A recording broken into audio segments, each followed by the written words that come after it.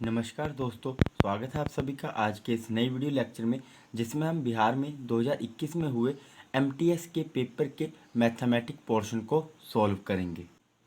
तो आइए शुरू करते हैं आज के इस वीडियो लेक्चर का। क्वेश्चन नंबर 1 क्या दिया हमारे पास यहाँ पे 3456 divided by 12 further divided by 8 is equal to question mark. तो जो हमें क्वेश्चन मार्क दिया है उसको हम क्या मान लेते हैं, एक्स। तो हमने क्या करना है, एक्स की वैल्यू फाइंड करनी है। जब हमारे पास इस प्रकार का क्वेश्चन हो जहाँ पे दो बार डिवाइड हो तो हमारे पास एक रूल होता है A divided by B, B divided by C. तो हम क्या करते हैं, इसको मल्टीप्लाई करके लिख लेते हैं। तो A multiply 1 over B multiply 1 over C. तो यही रूल, सेम रूल हम यहाँ पे भी अप्लाई करेंगे। तो क्या आ जाएगा 3456 multiply 1/12 multiply 1/8 is equal to x. और 12 8 दे कितने होते हैं 96। तो 3456 over 96 is equal to x. अब इसे कैंसिल आउट करेंगे, 96 से कैंसिल आउट करेंगे तो यहाँ पे हमारे पास x की वैल्यू क्या आ जाएगी, implies that x is equal to 36। तो देखते हैं यहाँ कौन सा ऑप्शन करेक्ट होगा। Option C is correct, 36। Question number 2 13 multiply 256 divided by 42 plus 123 is equal to question mark. तो क्वेश्चन मार्क को हमने क्या मान लिया यहाँ पे x। तो हमने x की वैल्यू फाइंड करनी है। अब इस क्वेश्चन में एक से ज़्यादा मैथमेटिकल ऑपरेशन है तो हम क्या करेंगे, बोर्ड मास रूल अप्लाई करेंगे। क्या होता है BODMAS rule, bracket of division multiplication addition and subtraction. तो according to BODMAS rule first अब क्या होगा हमारे पास, ब्रैकेट पोर्शन को सॉल्व करना नहीं है, स्किप करेंगे। फिर आएगा डिवीजन, तो हम क्या करेंगे, डिवाइड करेंगे 252 को 42 के साथ। तो जब इसे डिवाइड करके सॉल्व करेंगे तो हमारे पास इस स्पेसिफिक पोर्शन का जो आंसर है वो क्या आ जाएगा 6। तो अब फर्दर सॉल्व करेंगे, यहाँ पे इसको डिवाइड करके कितना है 6, तो यहाँ पे हमने सिर्फ 6 ही लिखना। तो 13 multiply 6 plus 123 is equal to x. अब 36 से कितने होते हैं 78, 78 plus 123 is equal to x, implies that x is equal to 123 plus 78 is equal to 201। तो देखते हैं यहाँ पे कौन सा ऑप्शन करेक्ट होता है। एक्स की वैल्यू कितनी आ गई यहाँ पे 201। तो option B is correct, 201। Question number 3 70% of 320 plus 45% of 240 is equal to question mark. तो क्वेश्चन मार्क की जगह हमने क्या लिख लिया, एक्स मान लिया इसे। तो हमने एक्स की वैल्यू फाइंड करनी है। अब इसे सॉल्व करते हैं। तो 1% क्या होता है, 1% इज इक्वल टू 1/100। और ऑफ का मतलब क्या होता है, ऑफ का मतलब होता है इज इक्वल टू मल्टीप्लाई करना। तो यहाँ पे हम वैल्यू प्लेस करते जाएंगे।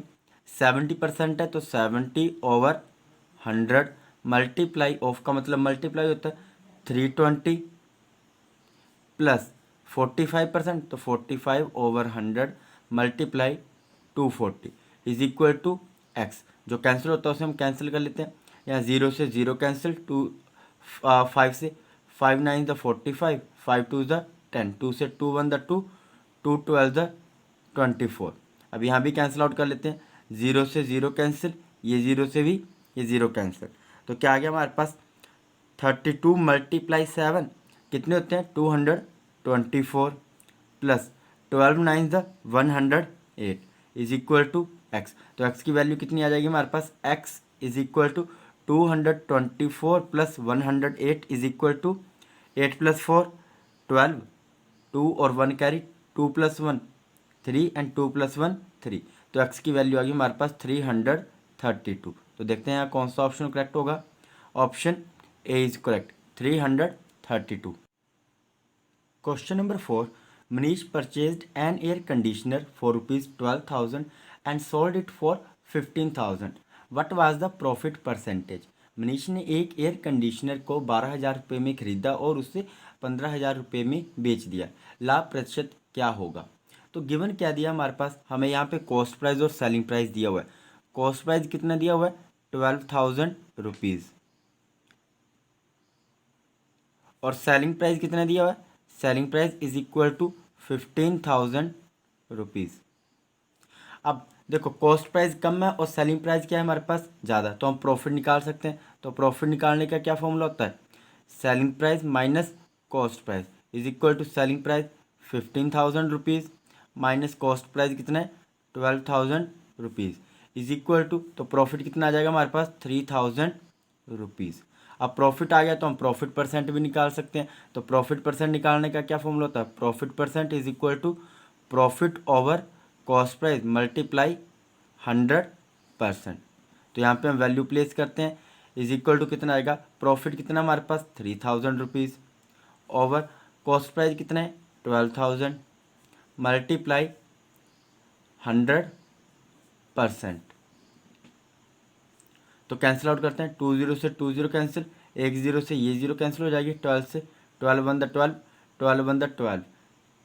सॉरी 12 2 24 कितने 6 बच गए। अब 12 5 60, तो हमारे पास प्रॉफिट परसेंट कितना आ जाएगा इज इक्वल टू 25%। तो देखते हैं यहाँ कौन सा ऑप्शन करेक्ट होगा, option C is correct 25%। Question number 5, a gold brick is sold for rupees 14,500 at a loss of 20%। What is the cost price of gold brick. एक सोने की ईंट को 20% की हानि पर 14,500 रुपये में बेचा जाता है। सोने की ईंट का क्रय मूल्य क्या है। तो गिवन क्या दिया है हमारे पास वो लिख लेते हैं। गिवन हमारे पास दिया हुआ है सेलिंग प्राइस दिया हुआ है। सेलिंग प्राइस कितना दिया हुआ है 14,500 रुपीज़।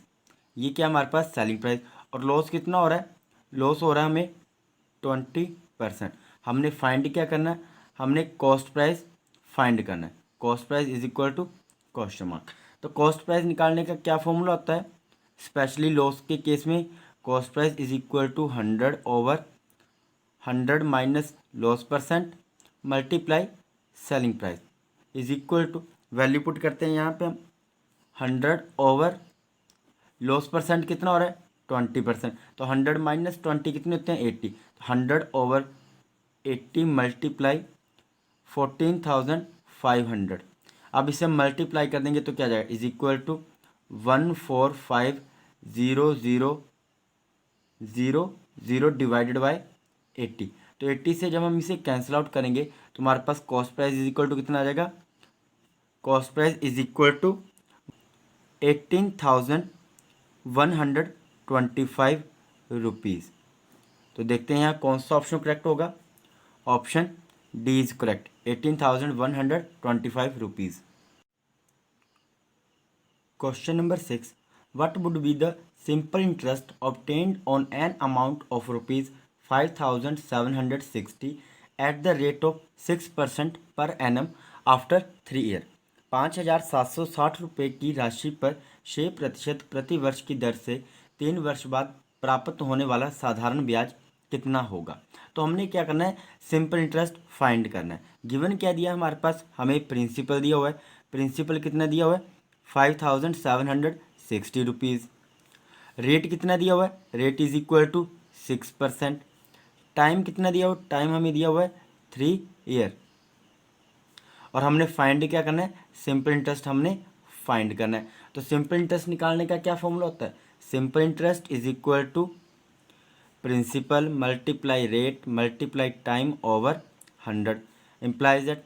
अब यहाँ पे हम वैल्यू पुट कर देते हैं। तो simple interest is equal to principal कितना है 5,760 मल्टीप्लाई रेट कितना है 6%, 6 ओवर 100 मल्टीप्लाई टाइम कितना है 3 ईयर। तो अब हम इसे कैंसिल आउट कर लेते हैं, 0 से 0 कैंसिल, 2 से 2 3 6, 2 5 10 इज इक्वल टू, अब इनको मल्टीप्लाई करेंगे तो कितना आ जाएगा हमारे पास, ये आ जाएगा हमारे पास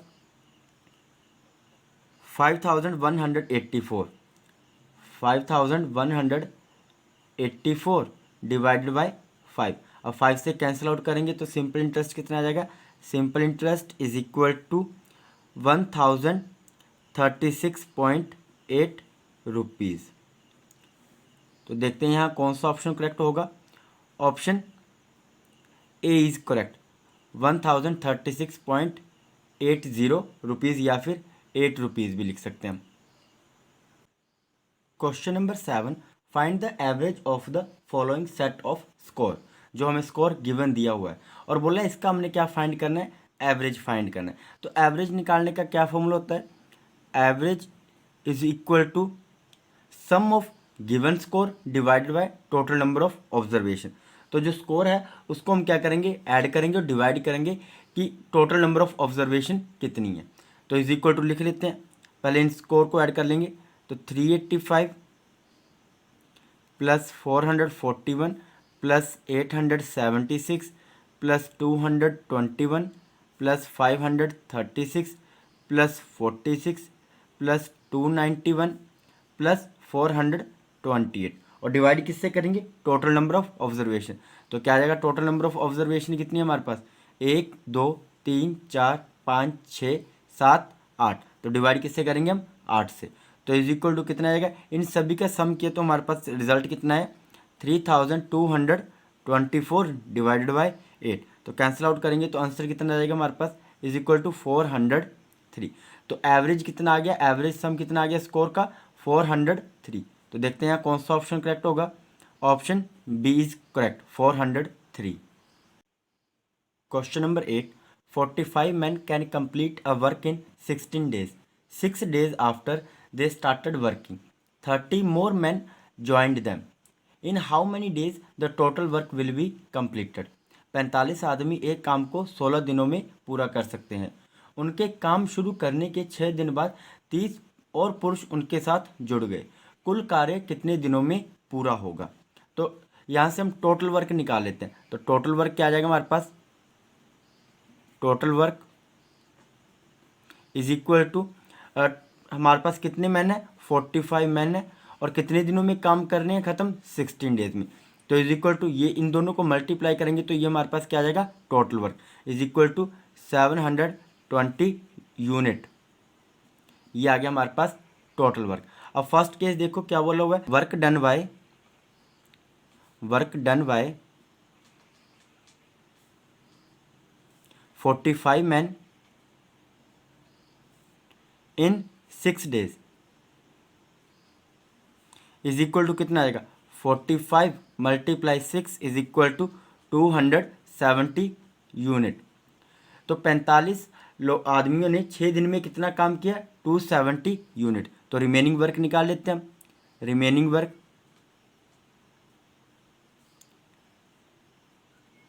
is equal to 720 minus 270 is equal to 450 unit, 450 unit. ये आ गया हमारे पास रिमेनिंग वर्क। अब बोला कि जो ये रिमेनिंग वर्क है तब 45 आदमियों के साथ 30 आदमी और जुड़ जाते हैं, तो वो काम कितने दिनों में ख़त्म करेंगे। तो निकाल लेते हैं अब। After 6 days total man is equal to, पहले कितने थे 45 और कितने ऐड हो गए, 30 ऐड हो गए। तो इज इक्वल टू कितने मैन हो गए हमारे पास, 75 मैन। अब 75 मैन 450 यूनिट को कितने दिनों में ख़त्म करेंगे वो हम निकाल लेते हैं। Time taken by 75 man to complete 450 unit work. तो टाइम निकालने का क्या फॉर्मूला होता है, time is equal to total work कितना हमारे पास 450 unit divided by 75 man is equal to, cancel out करेंगे तो हमारे पास क्या आ जाएगा, time is equal to 6 days. तो अब हम यहाँ से टोटल टाइम निकाल लेते हैं कि टोटल वर्क को ख़त्म करने में कितना टाइम लगा। तो टोटल टाइम कितना आ जाएगा हमारे पास, देखो 45 मैन ने तो 6 डे पहले भी काम किया, उसके बाद जो बचा हुआ काम है वो 30 मैन उनके साथ और जुड़ गए, तो टोटल मैन कितने हो गए 75। फिर उन 75 मैन ने जो रिमेनिंग वर्क था वो कितने दिनों में ख़त्म किया, 6 डेज में। तो टोटल टाइम कितना आ जाएगा, 6 + 6 इज इक्वल टू 12 डेज। तो देखते हैं यहाँ पे कौन सा ऑप्शन करेक्ट होगा, option D is correct, 12 days. Question number 9. Speed of train is 20 meter per second. It can cross a pole in 10 seconds. What is the length of train? एक train की गति 20 मीटर प्रति second है। यह एक खंबे को 10 सेकंड में पार कर सकता है। ट्रेन की लंबाई कितनी होगी? मान लेते हैं length of train is equal to distance between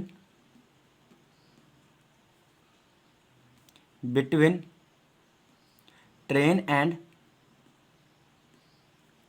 and pole. जो लेंथ ऑफ ट्रेन है वो किसके इक्वल है? Distance between the train and pole.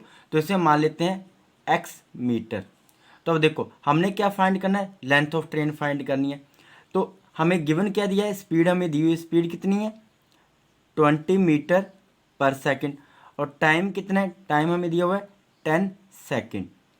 तो हमने क्या निकालना है? डिस्टेंस फाइंड करना है। Distance in the sense means length of train find करेंगे। तो अगर जो डिस्टेंस आएगा वही हमारे पास क्या होगी? लेंथ ऑफ ट्रेन होगी। तो distance is equal to speed multiply time is equal to speed कितनी है? 20 मीटर पर सेकंड मल्टीप्लाई टाइम कितना है? 10 सेकंड। तो सेकंड से सेकंड कैंसिल, तो डिस्टेंस कितना आ गया? 200 मीटर। तो लेंथ ऑफ ट्रेन कितनी आ जाएगी? Length of train is equal to length of train is equal to 200 metre. तो देखते हैं यहाँ पे कौन सा ऑप्शन करेक्ट होगा। Option C is correct, 200 metre. Question number 10, cost of 8 dozen banana is ₹180। How many banana can be purchase ₹30। 8 दर्जन केलों की कीमत 180 रुपये है। 30 रुपये में कितने केले खरीदे जा सकते हैं? तो गिवन क्या दिया हमारे पास? 180 रुपीज़ में कितने डजन आ रहे हैं? कितनी डजन आ रही है बनाना की? 8 डजन। और 8 डजन में कितने बनाना होंगे वो लिख लेते हैं, is equal to 8 multiply 1 dozen में कितने बनाना होते हैं? 12। तो 8 डजन में कितने हो जाएंगे? इज इक्वल टू 96 बनाना। तो 180 रुपये में कितने बनाना आ रहे हैं? 96 बनाना। तो 1 रुपये में कितने बनाना आएंगे? 1 rupees is equal to 96 divided by 180। तो कैंसिल आउट कर लेते हैं। 12 8 द 96, 12 1 द 12, 12 5 द 60। 1 रुपये में कितने आ रहे हैं? 8/15 बनाना। अब हमसे क्या पूछा हुआ है कि 30 रुपये में कितने केले खरीदे जा सकते हैं? तो 30 rupees is equal to 30 multiply 1 रुपये में कितने बनाना आ रहे हैं? 8/15, 8/15 बनाना। तो कैंसिल आउट करते हैं। 15 से 15 1 द 15, 15 2 द 30। तो is equal to 16 banana.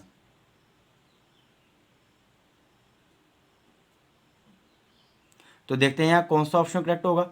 Option A is correct, 60 bananas.